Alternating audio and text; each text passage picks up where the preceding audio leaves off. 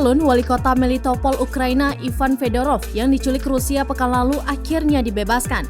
Pembebasan Fedorov sendiri dilakukan dengan pertukaran 9 tentara Rusia yang ditawan Ukraina. Fedorov pun kemudian menghubungi pemerintah Ukraina dan berterima kasih kepada Presiden Ukraina Volodymyr Zelensky. Ia berterima kasih karena Zelensky tidak meninggalkannya dan menegaskan akan siap untuk kembali bekerja. Fedorov diyakini diculik Rusia setelah rekaman CCTV memperlihatkan saat ia dibawa keluar dengan menggunakan tas plastik.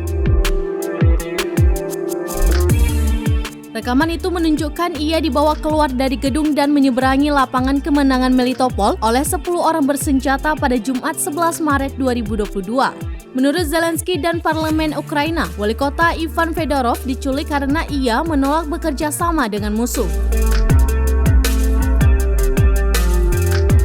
Parlemen Ukraina mengungkapkan Fedorov diculik saat tengah berada di pusat krisis kota Melitopol ketika menghadapi masalah suplai.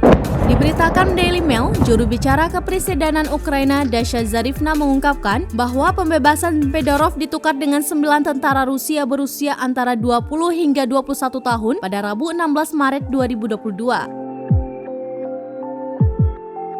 Pada video yang diposting di Telegram, Presiden Zelensky terlihat berbicara dengan Fedorov di telepon dan mengatakan dirinya senang mendengar ia masih hidup. Fedorov pun membalas bahwa kondisinya saat ini telah jauh lebih baik.